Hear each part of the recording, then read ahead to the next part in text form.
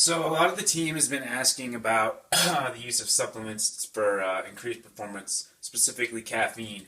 And so I just thought I'd run through this real quick for you guys so you have an idea of what caffeine can do for you, what it might do negatively for you, and how to use it.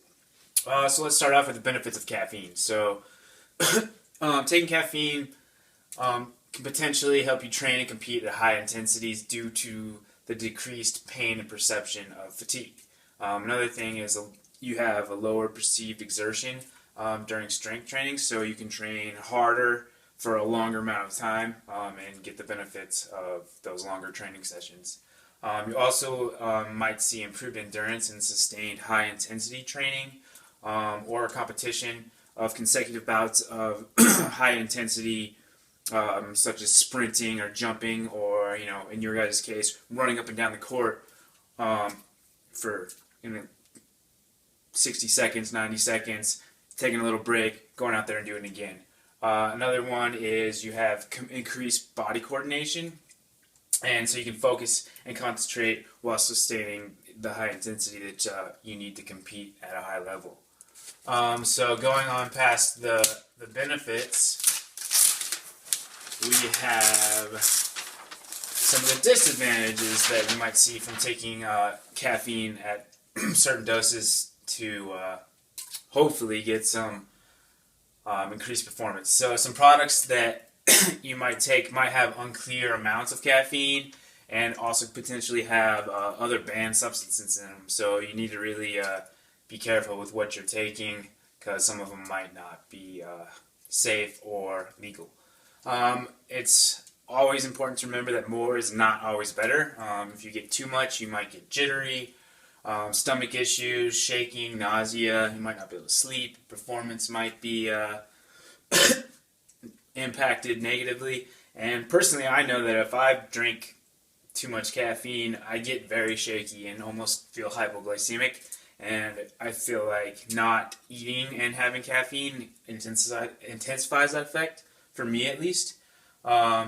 Another thing is caffeine can be addictive and is associated with withdrawal symptoms. So if you are a regular coffee drinker and you have 4 cups of coffee every morning for a while and then you just stop taking it, you will likely have headaches and fatigue and not be able to sleep.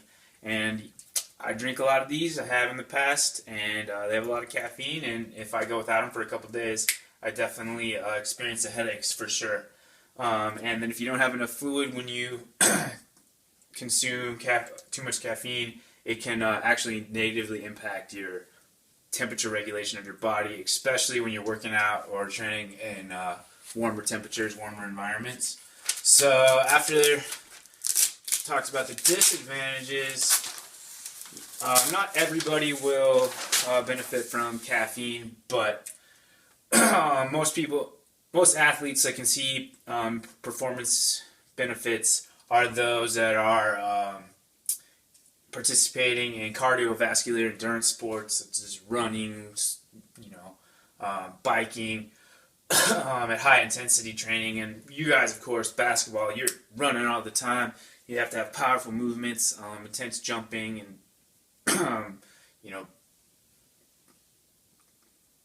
skidding back and forth. But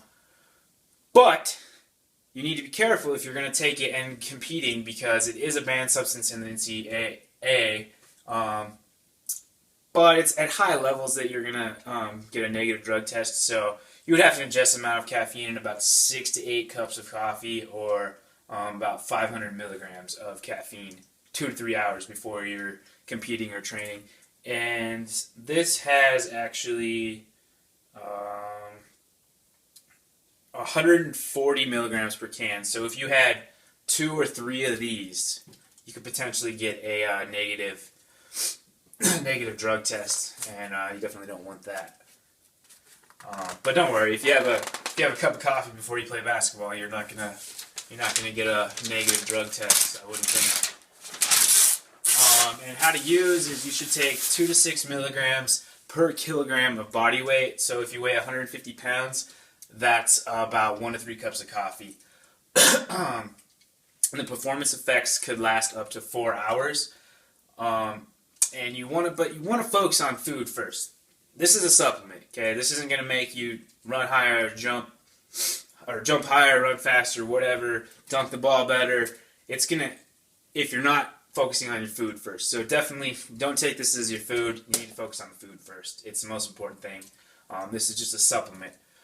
And if you are a regular user of coffee, caffeine, you probably won't see as dramatic of effects from taking this for sports performance or concentration, because your body's used to operating with that amount of caffeine in it. So if you want to use it as a sports performance and you have been using coffee or caffeine quite a bit just on a normal basis to wake yourself up, maybe ease yourself out of it for a while and then bring it back into your life so you can actually use it for competition purposes.